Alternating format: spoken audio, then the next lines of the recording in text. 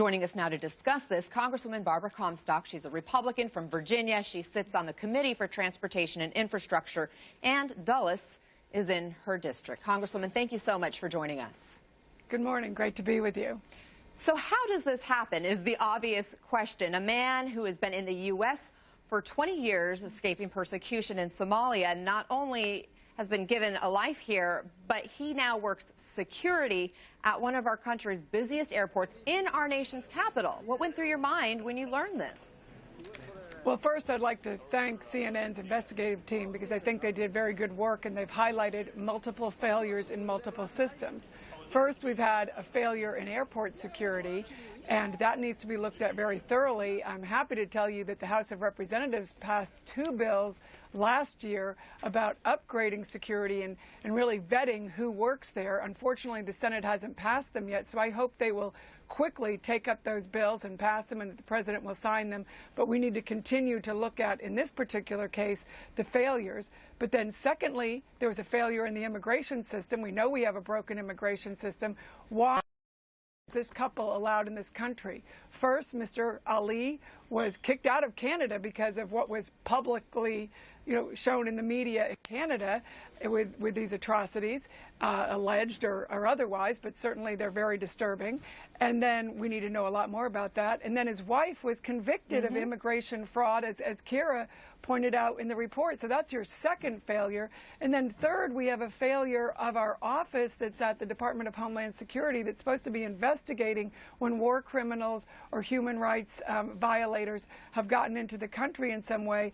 And so we need to clean up all 3 of these failures in these systems.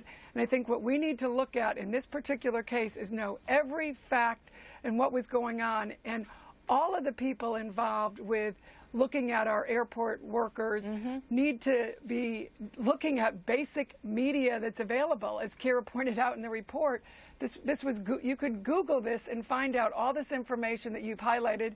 You went a step further, yet we have multiple agencies pointing at each other saying they didn't know, or if they did know, they couldn't do anything.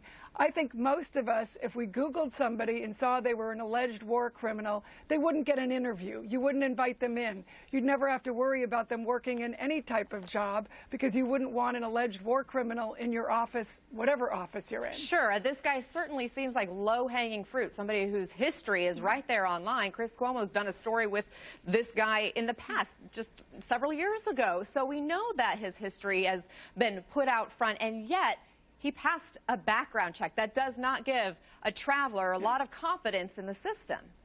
Well, my understanding from the Department of Homeland Security is the so-called checks that they run are just the criminal background checks, the terrorist watch list, which we know is incredibly flawed and didn't include anything about war crimes.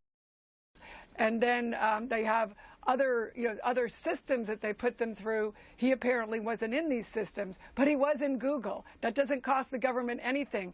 So DHS should be looking at Google. The people who are hiring somebody should be looking at them so they don't even bring them into the system and clear them for being looked at in any way.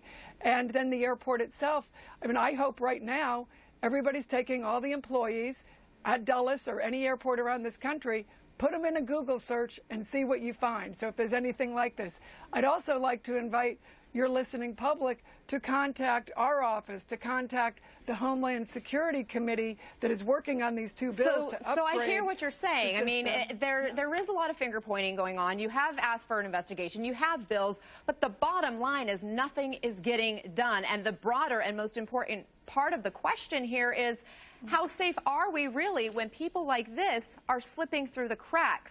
Could there be other people who want to harm Americans and travelers? We know the aviation system is vulnerable. Could they, too, be slipping through the cracks? Well, certainly, and that's why the bills were the Homeland Security Committee put through. My colleague John Katko from New York, he has 2 bills on airport security, and he's been having a lot of hearings on that. When's it going to happen? When is something going to get done? We need the Senate to get in gear and to get these bills passed, but we also need to immediately do more investigation, and I am not happy with the response. I spent and my staff did all day yesterday trying to get more answers. We're in the same boat that you are. Everybody's pointing at everybody else, and we're not getting satisfactory answers. So that's why I'm going to the public who also to ask them, provide us more information that you know about. We're going to have hearings. We're going to hold people accountable. And if you see something out there that you know about, if there's action being taken, please let us know so we can do more to make sure that incidents like this don't happen, and that terrorists, as you point out, who know they want to come, we know they still target airlines. We don't need to have these kind of slip-ups in the system and have everybody pointing at each other. We need to have a system that has built-in redundancies, that everybody is looking at something like Google, that everybody is double-checking and rechecking and raising these kind of concerns that you've raised. Congresswoman Barbara Comstock, thank you so much for joining us. We do appreciate it. We will follow up with you to see how things are proceeding as that investigation, those bills